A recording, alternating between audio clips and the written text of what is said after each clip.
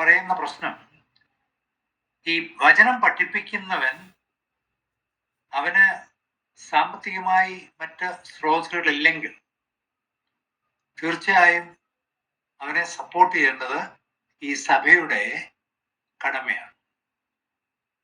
കാരണം അവനെ വിതയ്ക്കുന്നത് തന്നെ കൊയ്യുമെന്നാണ് പറഞ്ഞിരിക്കുന്നത്. ഇപ്പൊ വചനം വിതയ്ക്കുന്നു, അതിലെ വചനം പഠിപ്പിക്കുന്നു. അപ്പോൾ അവന് ജീവിക്കുന്നതിനായിട്ട്, അവന്റെ ജീവിത സന്ധാരണത്തിനായിട്ട് അത് കേൾക്കുന്ന പഠിക്കുന്ന ആളുകൾ അവന് നൽകണം. സഭയിലും USA പോലെയുള്ള പാരാ ചർച്ച് ഓർഗനൈസേഷൻസിലും ഒക്കെയുള്ള പലപ്പോഴും പ്രതിസന്ധിയാണ് പണം ഇല്ല, സാമ്പത്തിക സ്രോതസ്സുകൾ കുറവാണ് എന്നുള്ളത്. അത് സ്രോതസ്സുകൾ കുറവായിട്ടല്ല, ഈ പ്രിൻസിപ്പിൾ പലപ്പോഴും നമ്മൾ ഓർക്കാഞ്ഞിട്ട്. വിതയ്ക്കുക, കൊയ്യുക. ഇവിടെ വചനം വിതയ്ക്കുന്നവൻ വചനം വിതച്ചു കഴിഞ്ഞ് പട്ടണം കിടക്കാൻ ഇടയാകും. USA സ്റ്റാഫ് അവർക്ക് ജീവിതത്തിൽ പ്രയാസം ഉണ്ടാകാൻ ഇടയാകരുത് USI എന്ന ഓർഗനൈസേഷനിൽ അംഗങ്ങളുള്ളിടത്തോളം.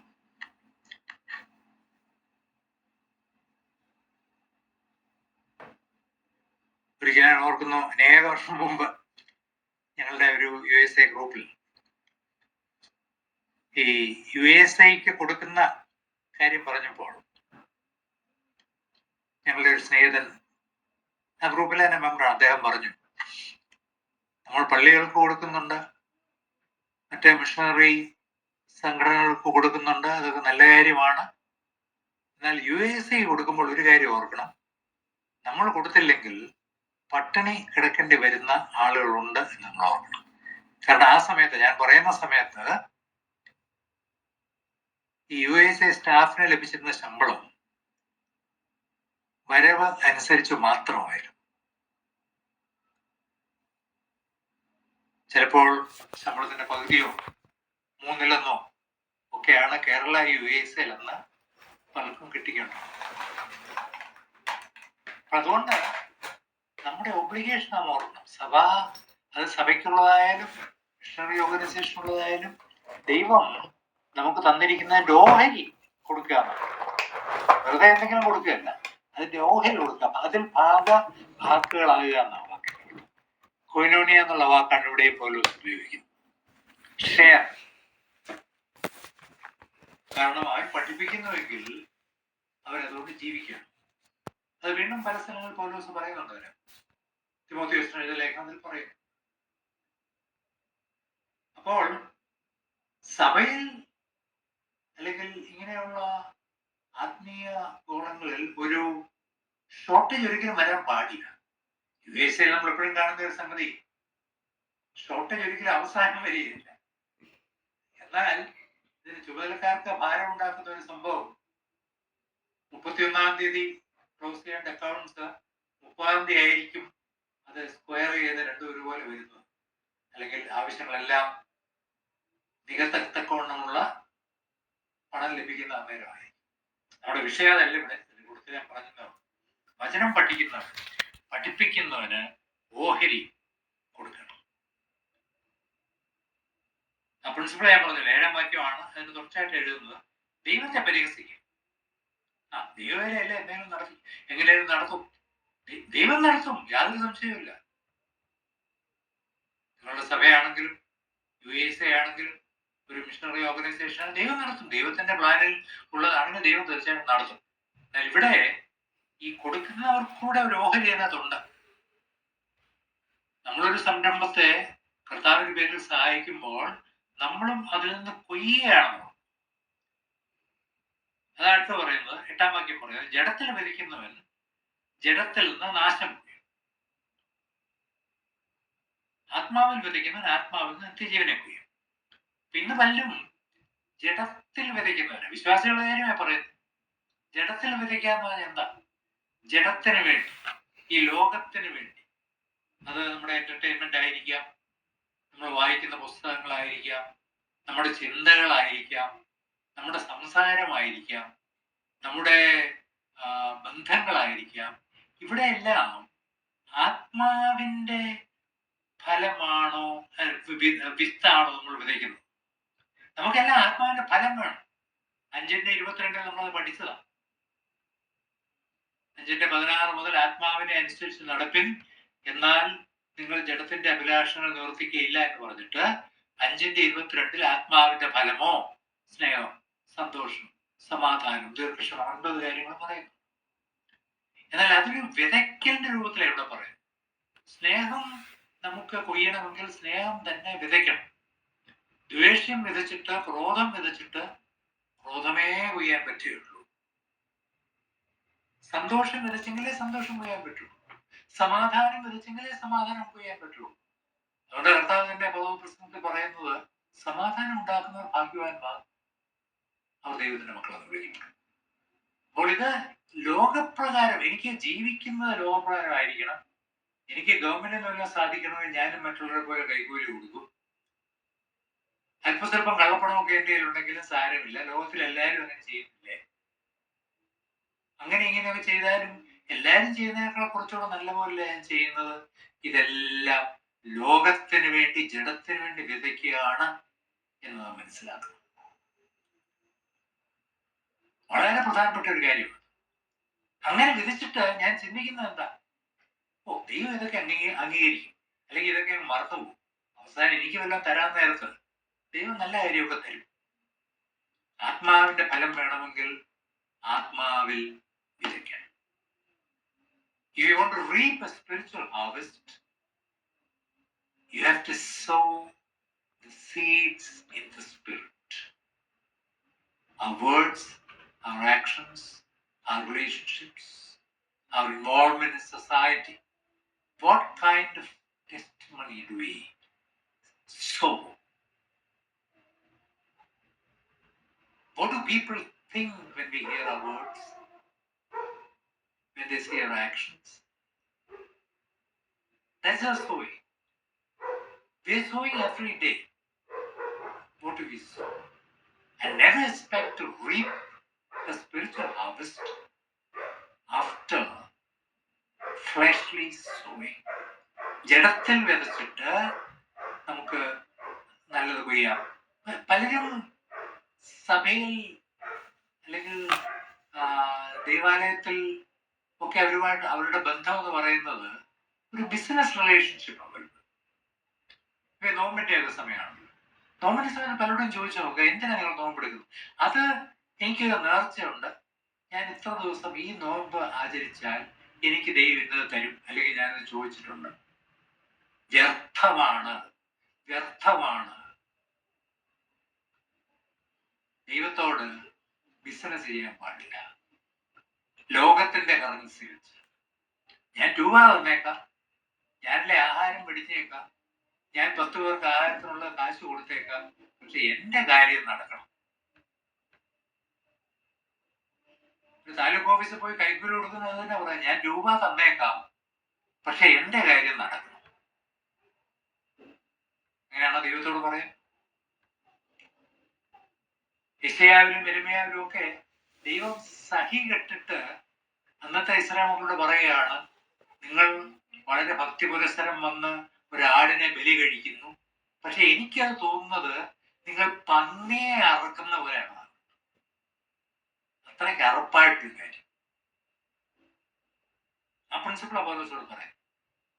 ലോകപ്രകാരം വിതച്ചിട്ട് ആത്മാവിന് വേണ്ടി കൊയ്യാമെന്ന് ചിന്തിക്കരുത്, അത് നടക്കുകയില്ല. അത് 9-10 വാക്യങ്ങളും അത് തന്നെ പറയുന്നത്. അപ്പൊ ആദ്യം പറഞ്ഞു വചനം പഠിക്കുക, പഠിക്കുന്നവരും പഠിപ്പിക്കുന്നവരും അവർ ഷെയർ ചെയ്യും. 2, നമ്മുടെ എല്ലാവരുടെയും ദൈനംദിന ജീവിതത്തിൽ നാം എന്ത് വിതയ്ക്കുന്നുവോ അത് 10 മടങ്ങായിട്ട് നമ്മൾ പോയി.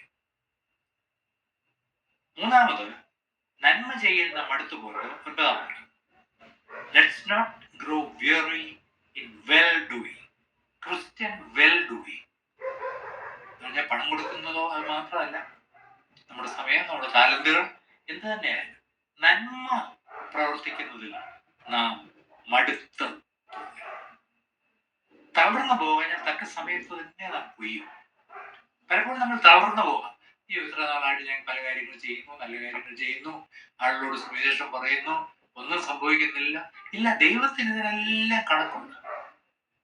Every seed that is sown is registered by God. അത് തക്ക സമയത്ത് ദൈവം അതിന് ഫലം നൽകും. യെശയ്യായുടെ പുസ്തകം 55-ാം അധ്യായത്തിന്റെ 10-ാം വാക്യം ദൈവം ഇസ്രായേൽ മക്കളോട് പറയുന്നുണ്ട്, എന്റെ വചനം വെറുതെ പോയിട്ട് വെറുതെ വരുന്നതല്ല.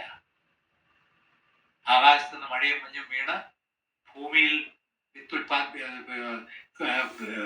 ഗോതമ്പ് ഉൽപ്പാദിപ്പിക്കപ്പെട്ട് ധാന്യം ഉൽപ്പാദിപ്പിക്കപ്പെടുന്ന പോലെ അത് ആളുടെ വിശപ്പകറ്റാനും അടുത്ത വിതയ്ക്കും കാരണമാകുന്ന പോലെ എന്റെ വചനം പോയിട്ട് അത് ചെയ്യേണ്ടത് ചെയ്തേ മടങ്ങി വരിക.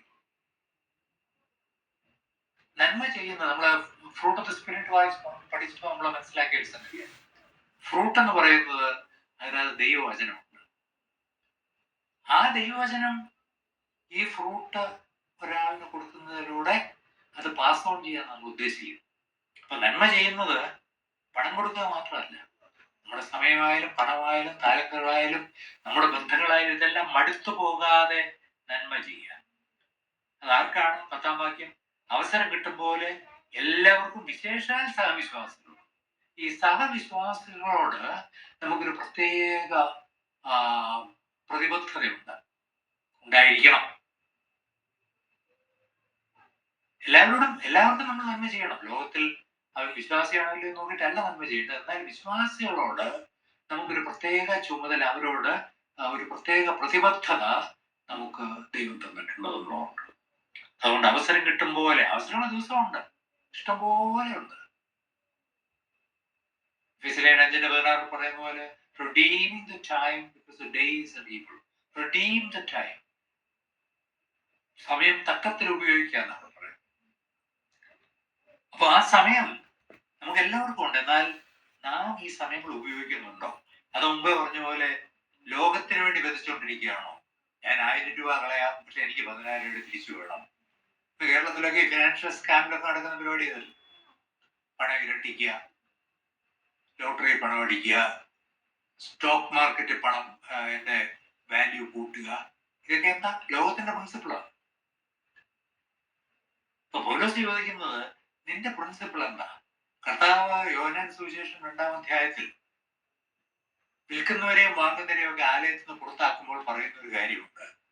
എന്റെ ആലയം പ്രാർത്ഥനാലയമാണ്, അത് നിങ്ങൾ കച്ചവട സ്ഥലമാക്കി മാറ്റുന്നത്.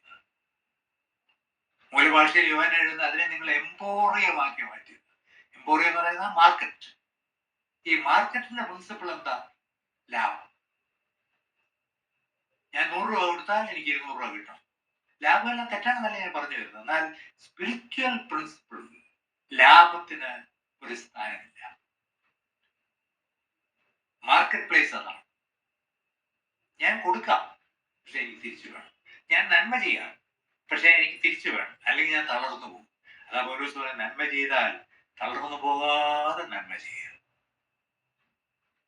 ശാരീരികമായിട്ട് തളർന്നു പോകാം, മാനസികമായിട്ട് തളർന്നു പോകാം. പൗലോസ് പറയുന്നു, ദൈവം അതിനെല്ലാം 10 മടങ്ങായിട്ട് കൊയ്ത്ത് നമുക്ക് തരും. ഈ പ്രിൻസിപ്പിൾ നമ്മൾ എപ്പോഴും ഓർക്കണം. നമ്മൾ എന്ത് വിതയ്ക്കുന്നു, എങ്ങനെ വിതയ്ക്കുന്നു? ജഡാഭിലാഷമാണോ വിതയ്ക്കുന്നത്? ഈ ലോകത്തിലെ ജീവിതത്തിനുള്ള അത് കുറച്ചുകൂടെ മെച്ചപ്പെട്ടതാക്കാനുള്ള ഉപാധികളാണോ നമ്മൾ സമ്പാദിക്കാൻ ശ്രമിക്കുന്നത്? അതും ആത്മീയമായ കാര്യങ്ങളാണ് വിതയ്ക്കുന്നത്. പലരും ചിന്തിക്കുക, ആത്മീയമായിട്ട് പ്രസംഗിക്കുന്നതാണോ, പ്രാർത്ഥിക്കുന്നതോ? അല്ലല്ല. ഒരു കടയിൽ പോയി സാധനം വാങ്ങിക്കുന്നതും അത് നമ്മളവിടെ വിതയ്ക്കുക. ആ കടക്കാരൻ നമ്മെ കാണുക, അവിടെ വന്ന മറ്റ് ആളുകൾ നമ്മെ നോക്കുക. ഒരിക്കലുള്ള ദൈനംദിന ജീവിതത്തിൽ നമ്മൾ എപ്രകാരം വിതയ്ക്കുന്നു, അത് തന്നെ നമുക്ക് ആത്മാവിൽ വിതയ്ക്കാൻ ശ്രമിക്കണം. 11-ാം വാക്യം മുതൽ നോക്കുവിൻ, എത്ര വലിയ അക്ഷരമായി ഞാൻ നിങ്ങൾക്ക് സ്വന്തം കൈകൊണ്ട് തന്നെ എഴുതി.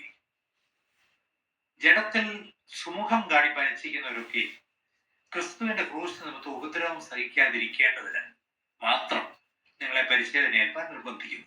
പരിച്ഛേദനക്കാർ തന്നെയും ന്യായപ്രമാണം ആചരിക്കുന്നില്ലല്ലോ. നിങ്ങളുടെ ജനത്തിൽ പ്രശംസിക്കണമെന്ന് വെച്ച് നിങ്ങൾ പരിച്ഛേദന ഏൽപ്പാൻ അവർ ഇച്ഛിക്കുന്നതേ ഉള്ളൂ.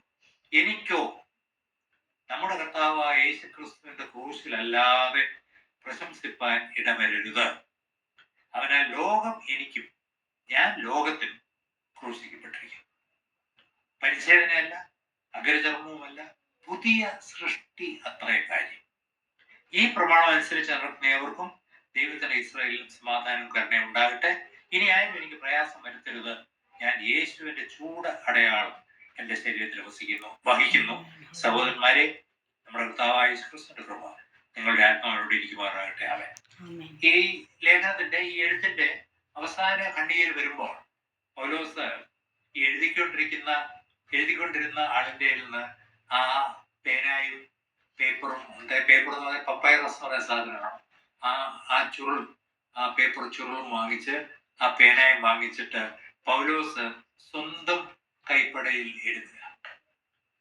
തെസ്സലോനിയർക്ക് എഴുതിയ 2-ാം ലേഖനം അവസാനിപ്പിക്കുമ്പോൾ 2-ാം ലേഖനത്തിന്റെ 3-ാം അധ്യായം 17-ാം വാക്യത്തിൽ പൗലോസ് പറയുന്നുണ്ട്, ഞാൻ എൻ്റെ കൈ കൊണ്ട് എഴുതുന്നു, ഇത് തന്നെ എല്ലാ ലേഖനങ്ങളിലും എൻ്റെ അടയാളം. എന്നുവെച്ചാൽ പൗലോസിന്റെ ഒറിജിനൽ ലേഖനമാണെന്ന് അവർക്ക് സംശയം വരാത്ത വിധത്തിൽ പൗലോസ് അത് സീൽ ചെയ്യുകയാണ് ചെയ്യുന്നത്. പൗലോസ് നമ്മൾ ഒപ്പിടുന്ന എന്തിനാ?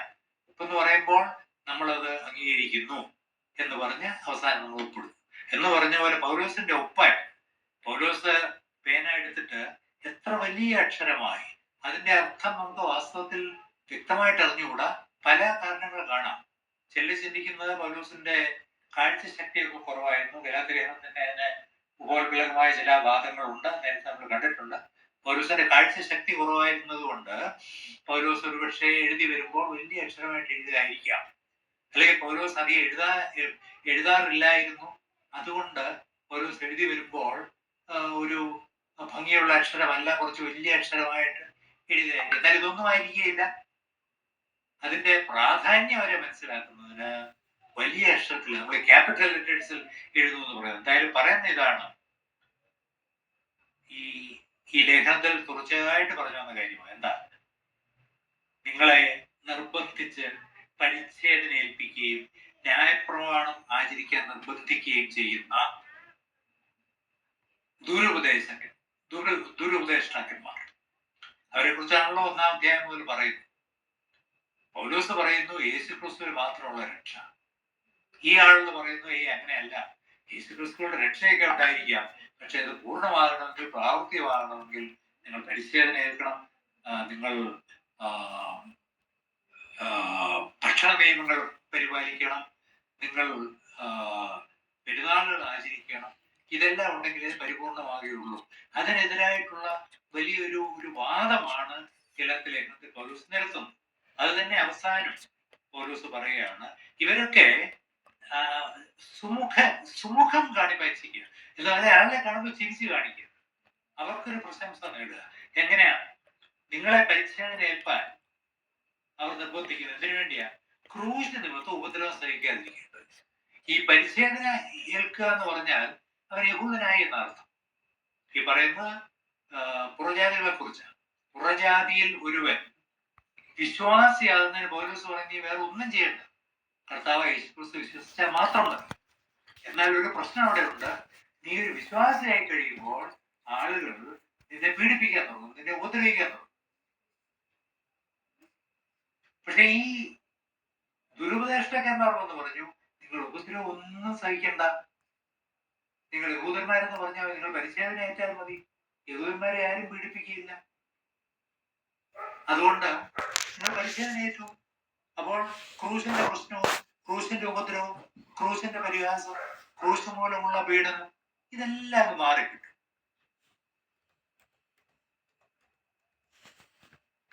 അപ്പോൾ ആ ഉപദ്രവം സഹിക്കാതിരിക്കണമെങ്കിൽ, അവരുടെ മുഖം നന്നായിരിക്കണമെങ്കിൽ, അപ്പൊ അവർക്ക് പറയാം, ഞാൻ ഗലാത്യയിൽ പോയി, അല്ലെങ്കിൽ ഞങ്ങൾ ഗലാത്യ സഭയിൽ പോയി, അവിടുന്ന് ഒരു 10-30 പേരെ പരിച്ഛേദന ചെയ്ത് അവരെ രക്ഷിച്ചു, അവരുടെ വിശ്വാസവും കംപ്ലീറ്റ് ആയി, അവർക്കിനി മറ്റ് ആളുകൾ ഉപദ്രവം നേരിടത്തില്ല, യഹൂദന്മാരും വരെ തൊടത്തില്ല. പൗലോസ് ചോദിക്കുന്നത് അതാണ് നിങ്ങൾക്ക് വേണ്ടത്. അവർ സുമുഖരായി ഇരിക്കാൻ ആഗ്രഹിക്കും. കാരണം നിങ്ങളുടെ ജഡത്തിൽ പ്രശംസിക്കണം എന്ന് മാത്രമേ അത് ആഗ്രഹിക്കുന്നുള്ളൂ. ഞാൻ അവരെ കൊണ്ടുപോയി പരിശീലനം ചെയ്തു. നോക്കുക, ഈ പൗലോസ് വിശ്വാസികളാക്കി എന്ന് പറയുന്ന ആളുകൾ അവരെല്ലാം വന്നിപ്പോഴാണ്ട് ഈ ഈ ഭക്ഷണക്രമങ്ങളെല്ലാം പരിപാലിക്കുന്നു, യഹൂദന്മാരായി ജീവിക്കുന്നു. അതൊക്കെ വലിയൊരു ഗെയിനായിട്ട് അവരിങ്ങനെ ഉയർത്തിപ്പിടിച്ചുകൊണ്ട് നടക്കുക. പൗലോസ് അവരെ കുറിച്ച് അവസാനം എഴുതും, നിങ്ങൾക്ക് അവര് പറയുന്നത് വേണോ അതോ 14 വാക്യം പറയാം, എനിക്കോ ഒരു കാര്യം മാത്രമേ പ്രശംസയുള്ളൂ, അത് യേശുക്രിസ്തുവിന്റെ ക്രൂശാണ്. മറ്റൊരു പ്രശംസിക്കുന്ന എന്താ? ഞങ്ങൾ ചെയ്ത കാര്യം, ഞങ്ങൾ ഇങ്ങനെ പഠിപ്പിച്ചു, ഞങ്ങൾ യെരുശലേമിൽ നിന്ന് അപ്പോസ്തലന്മാരുടെ അധികാരമായിട്ട് വന്നു, ഞങ്ങൾ അവരെ പഠിപ്പിച്ചു, ഞങ്ങൾ അവരെ തിരിച്ച് യഹൂദ മതത്തിലേക്ക് കൊണ്ടുവന്നു, യഹൂദന്മാരല്ലാതിരുന്നവരെ ഞങ്ങൾ പരിച്ഛേദന ചെയ്ത് യഹൂദന്മാരാക്കി, ഞങ്ങൾ ചെയ്തു. പൗലോസ് പറയുന്നു, ഞാൻ ചെയ്ത കാര്യമല്ല ഞാൻ പ്രശംസിക്കുന്നു, ഞാൻ ആരാണെന്ന് പറഞ്ഞിട്ടല്ല ഞാൻ പ്രശംസിക്കുന്നു. ഒരേ ഒരു കാര്യം, യേശുക്രിസ്തുവിന്റെ ക്രൂശ്, യേശുക്രിസ്തുവിന്റെ ക്രൂശിൽ മാത്രം പ്രശംസിക്കുക. പൗലോസ് എഴുതിയ ഏറ്റവും നമ്മെ പിടിച്ചു കുലുക്കുന്ന ഒരു സെന്റൻസ് ആണ്. പൗലോസ് തന്റെ കഴിവുകളും തന്റെ യഹൂദ അല്ലെങ്കിൽ റോമൻ ബാക്ക്ഗ്രൗണ്ട്സും ഒക്കെ നല്ലപോലെ ഉപയോഗിച്ചിട്ടുണ്ട്. നമുക്ക് അപ്പോസ്തല പ്രവർത്തനത്തിലുടനീളം കാണാം. അതുകൊണ്ട് ഇതൊന്നും പൗലോസ് കളഞ്ഞില്ല. പക്ഷേ പൗലോസെ, നിന്റെ ഫൈനൽ വേർഡ് എന്താണ്? നീ എന്തിൽ പ്രശംസിക്കുന്നു? What you boast about? നമ്മളാരോടും ചോദിച്ചാൽ നമുക്ക് ഏറ്റവും പ്രധാനപ്പെട്ട നമ്മൾ എപ്പോഴും പറയും.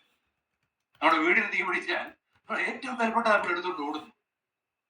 അതുപോലെ പൗലോസ് പറയാണ്, എനിക്ക് ഏറ്റവും വിലപ്പെട്ട എന്റെ ഒന്നുമല്ല, യേശുക്രിസ്തുവിന്റെ ക്രൂശാണ്.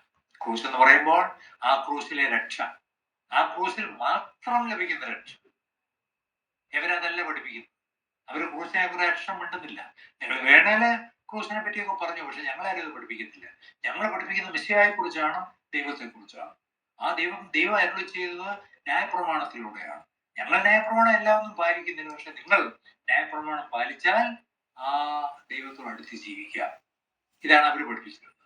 പൗലോസ് പറഞ്ഞു, ഞാൻ ന്യായപ്രമാണം പാലിക്കുന്നില്ല, ഞാൻ ലോകപ്രകാരം നടക്കുന്നില്ല, എനിക്ക് ഒരൊറ്റ കാര്യമേ ഉള്ളൂ, യേശുക്രിസ്തുവിന്റെ ക്രൂശ് മാത്രം. അത് മാത്രമല്ല, അവനാൽ ലോകം എനിക്കും ഞാൻ ലോകത്തിനും ക്രൂശിക്കപ്പെട്ടിരിക്കുന്നു. നല്ല രസകരമായ ഒരു സംഗതിയാണ് പൗലോസ് പറയുന്നു.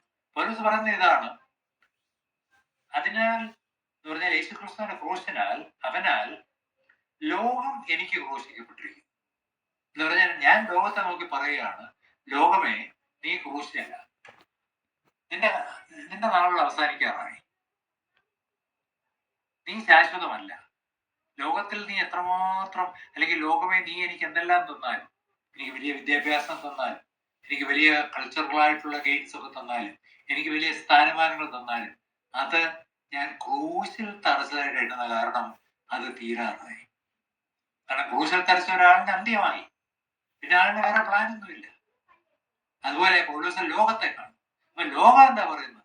ഈ പൗലോസിനോട് പറഞ്ഞിട്ട് യാതൊരു കാര്യമില്ല, പൗലോസ് ക്രൂശയെ കയറി കിടക്കുക, അവൻ തീരാറായി, അതുകൊണ്ട് അവനെ നമ്മൾ മൈൻഡ് ചെയ്യണ്ട. അയ്യോ പൗലോസ് എനിക്കത് മതി, ലോകം അങ്ങനെ തന്നെ പറഞ്ഞാൽ മതി. നമ്മളെ അങ്ങനെ പറഞ്ഞാൽ നമുക്ക് ഇഷ്ടപ്പെടുവോ? നമ്മുടെ ചുറ്റുമുള്ളവർ, നമ്മുടെ സമൂഹത്തിലുള്ളവർ, നമ്മുടെ സ്നേഹിതരൊക്കെ പറയാണ്, അവന്റെ കാര്യം പോക, അവന് ഈ ദൈവം എന്ന് പറഞ്ഞു വേദപുസ്തകം എടുത്തുകൊണ്ട് കഷ്ടം, നല്ലൊരു പയ്യനായിരുന്നു, നല്ലൊരു പെൺകുട്ടിയായിരുന്നു, അവര് പ്രകാരം പോയി, അവൾക്ക് വട്ടുപിടിച്ചു പോയി, ഇങ്ങനെ നടന്നു പോവുക. പൗലോസ് പറഞ്ഞു, ഞാൻ സന്തോഷിക്കുന്നു, കാരണം ഞാൻ ക്രൂശിലാണെന്ന് ലോകം കാണണം. അപ്പൊ ഞാൻ ലോകത്തോട് പറയാം, ലോകമേ ഞാനല്ല, നീയാ ക്രൂശിൽ.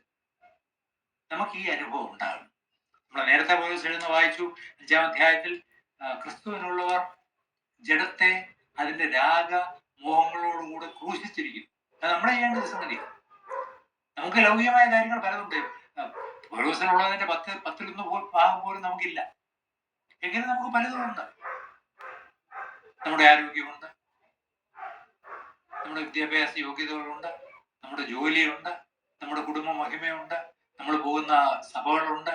ഇതൊക്കെ പ്രശംസയായിട്ട് ഉയർത്തി കേട്ടാം. പക്ഷെ പൗലോസ് പറയുന്നു ഇതൊക്കെ ഒന്ന് ക്രൂസിലോട്ട് വെച്ച് അതിൽ മാത്രം പ്രശംസിച്ചു. കാരണം പരിച്ഛേദനയല്ല, അഗ്രചർമ്മമല്ല എന്ന് പറഞ്ഞാൽ ഒരാൾ പറയാണ് ഞാൻ യഹൂദനാണ്, ഞാൻ പരിച്ഛേദന ഏറ്റവനാണ്, യാതൊരു കാര്യമില്ല. ഒരാൾ പറയാണ് ഓ ഞാൻ പരിച്ഛേദന ഏറ്റവനല്ല, യാതൊരു കാര്യമില്ല. പിന്നെന്താ കാര്യം? പുതിയ സൃഷ്ടി എത്രേ കാര്യം. പൗലോസ് വളരെ സക്സിന്റ് ആയിട്ട്, വളരെ സംക്ഷിപ്തമായിട്ട് ആ ലേഖനത്തിന്റെ അവസാന ഭാഗത്തേക്ക് വരിക. പുതിയ സൃഷ്ടി എത്രേ കാര്യം, ഈ പ്രമാണം അനുസരിച്ചാണ്. അതാണ് ദൈവത്തിന്റെ ഇസ്രായേൽ. ഏതാ പ്രമാണം? പുതിയ സൃഷ്ടി മാത്രം. അതിലൂടെ ഒരു വാർണിംഗ് കൂടെ പൗലോസ് പറയും, ഇനി ആരും എനിക്ക് പ്രയാസം വരുത്തരുത്. പ്രത്യേകിച്ച് ഈ ദുരുപദേഷ്ടക്കാരെ നോക്കി പറയും, ഇനി നിങ്ങൾ ദൈവം തന്നെ പ്രയാസപ്പെടുത്തരുത്. കാരണം ഞാൻ യേശുവിന്റെ ചൂടടയാളം എന്റെ ശരീരത്തിൽ വഹിക്കുന്നു. ചൂടടയാളം എന്ന് പറഞ്ഞാൽ ചൂട് വമിക്കുന്ന അടയാളം എന്ന അർത്ഥത്തിലല്ല, പിന്നെ ചൂട് കൊണ്ടുണ്ടാക്കിയ അടയാളം. ഈ തമിഴ്നാട്ടിലൊക്കെ ഇപ്പോഴും പണ്ട് നമ്മുടെ നാട്ടിലുണ്ടായിരുന്ന കാളകളെയൊക്കെ കമ്പി പഠിപ്പിച്ച് വെച്ച് മാർക്ക് ചെയ്യും. അന്ന് കർത്താവിന്റെ കാര്യത്തിൽ ഉണ്ടായിരുന്നു. കുതിരകളെയൊക്കെ മാർക്ക് ചെയ്യും. ചില മനുഷ്യർ തന്നെ, ചില വിഗ്രഹങ്ങളെ ആരാധിക്കുന്നവർ ആ ദേവന്റെ, ആ ദേവിയുടെ ഒരു അടയാളമോ ചിത്രമോ ഒക്കെ ഇവരുടെ ദേഹത്ത് കമ്പി പഠിപ്പിച്ച് വെച്ച് ഈ പച്ച കുത്തുന്ന പോലെ അതിനേക്കാൾ ഡീപ്പായിട്ട് ശരീരത്തിൽ ഇത് കുത്തിവെക്കുമായിരുന്നു. അതുപോലെ പൗലോസ് പറയുന്നു, ഞാൻ കൊണ്ട അടികൾ ഫിലിപ്പയിലും മറ്റു പല സ്ഥലങ്ങളിലും 2 കൊരിന്ത്യർ 11 വായിക്കുമ്പോൾ ഒരു വലിയ ലിസ്റ്റ് പൗലോസ് പറയും. ഈ അടികളെല്ലാം കൊണ്ടത് യേശുവിന്റെ അടയാളമായിട്ട്, എന്നെ മാറ്റി നിർത്തുന്ന യേശുവിന്റെ അടയാളമാണ്. ഈ ദുരുപദേഷ്ടന്മാർ അടിയും കൊണ്ടിട്ടില്ല, യാതൊരു പീഡയ്ക്കും അവർ വശമതരായിട്ടില്ല. അവർക്ക് വാചകം മാത്രമേ ഉള്ളൂ. പൗലോസ് പറയുന്നു, ഞാൻ യേശുവിന്റെ അടയാളം എൻ്റെ ശരീരത്തിൽ വഹിക്കുന്നു.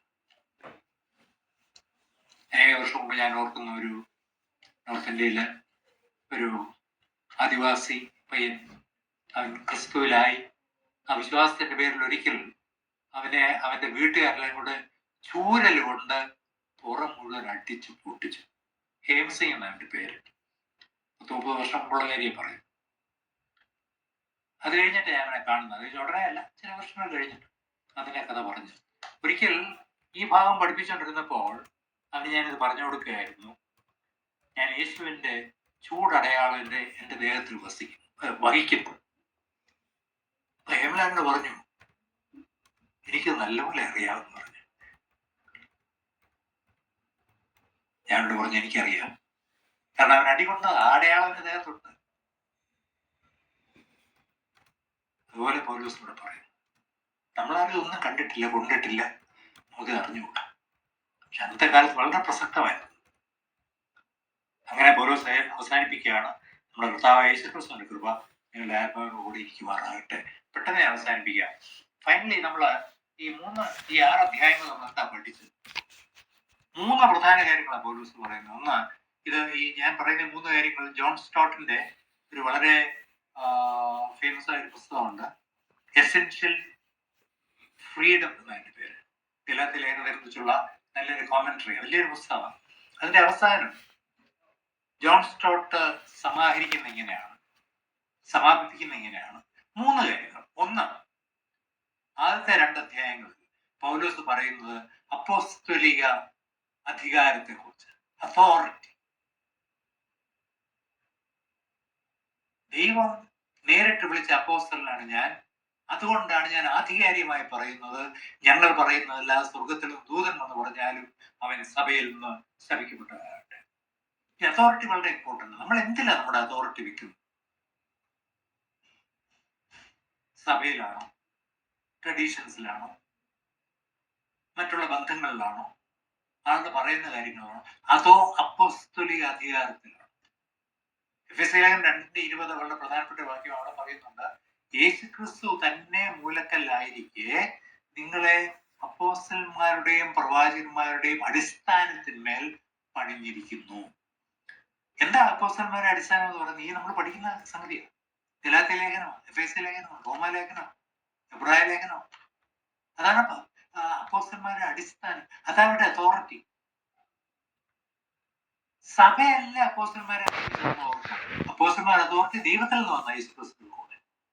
അതുകൊണ്ട് അതോറിറ്റി എന്ന് പറയുമ്പോൾ അത് സഭ കൊടുത്തതല്ല. പലരും ഈ അടുത്ത സമയത്ത് ഞാനൊരു നല്ല വിശ്വാസിയായ മനുഷ്യനോട് സംസാരിക്കുക. PhD ഒക്കെ ഉള്ള ഒരാളാണ്, പ്രസംഗിക്കുന്ന ആളാണ്, വളരെ നല്ല ജീവിതം നയിക്കുന്ന ഒരാൾ. അദ്ദേഹം എന്നോട് പറയുകയാണ്, അയ്യോ സഭ, നമ്മുടെ സുവിശേഷങ്ങളൊക്കെ സഭ പറഞ്ഞെഴുതിയതല്ലേ?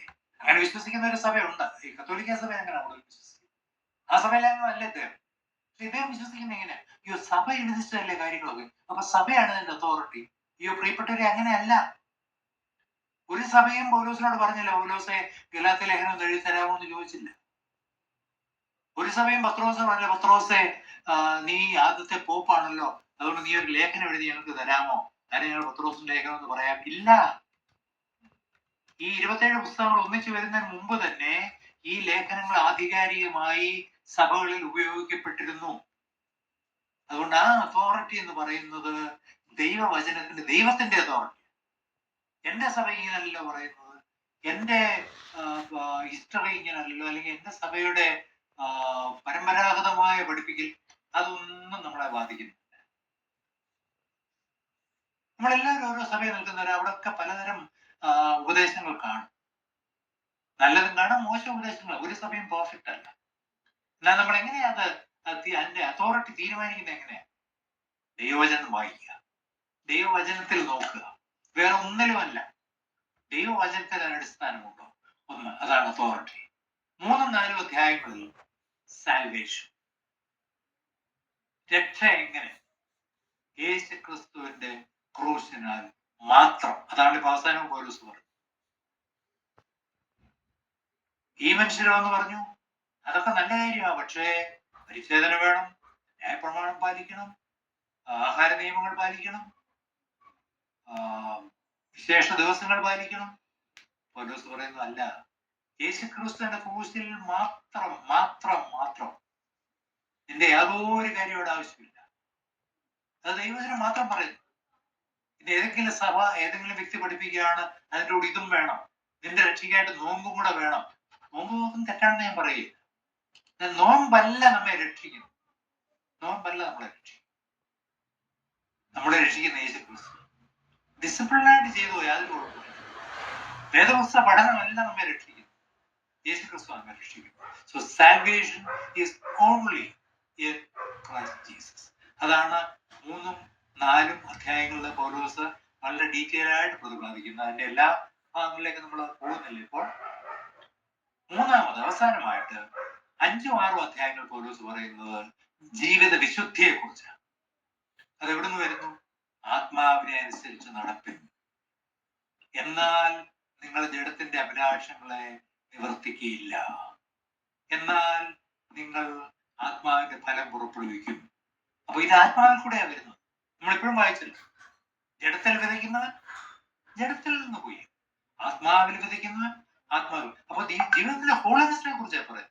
വിശുദ്ധിയിൽ ജീവിക്കുന്ന കാര്യമാണ് പറയുന്നത്. വിശുദ്ധി എന്ന് പറഞ്ഞാൽ ഒരു പാപവും ചെയ്യാതെ, വേറെ ആരോടും മിണ്ടാതെ, അങ്ങനെയുള്ള ജീവിതത്തെ കുറിച്ചല്ല പറയുന്നത്. ഓരോ ജഡപ്രകാരം എല്ലാവരുമായിട്ട് ഇടപെട്ട ഒരു മനുഷ്യൻ. കർത്താവ് ജഡപ്രകാരം എല്ലാവരുമായിട്ട് ഇടപെട്ട മനുഷ്യൻ. എന്നാൽ അവിടെ സെപ്പറേഷൻ ഉണ്ടായിരുന്നു. അതെവിടുന്ന് വരുന്നു? പരിശുദ്ധാത്മാവ്. അപ്പൊ ആദ്യത്തെ സംഗതി അതോറിറ്റി എവിടുന്ന? പിതാവായ ദൈവത്തിൽ. പിതാവായ ദൈവം കൊടുത്ത അതോറിറ്റിയിൽ അപ്പോസ്തലന്മാര് അല്ലെങ്കിൽ അവരുടെ അടുത്ത ആളുകൾ രചിച്ച പുസ്തകങ്ങളാണ് നമ്മൾ പുതിയതുമായിട്ട് വായിക്കുന്നത്. 2, സാൽവേഷൻ.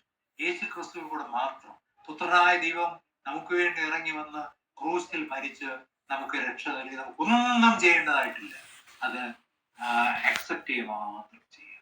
3, പരിശുദ്ധാത്മാവ് നമ്മെ വഴി നടത്തി നമ്മുടെ വിശുദ്ധിക്ക് വേണ്ടതെല്ലാം നമുക്ക് നൽകി തരും. വളരെ രസകരമായിട്ടാണ് ഗലാത്യലേഖനത്തിൽ പൗലോസ് ഈ കാര്യങ്ങൾ പറയുന്നത്. ഇതൊന്ന് വായിക്കാൻ ശ്രമിക്കണം, മനസ്സിലാക്കാൻ ശ്രമിക്കണം. പരിശുദ്ധാത്മാവ് അതിന് നമ്മെ സഹായിക്കട്ടെ.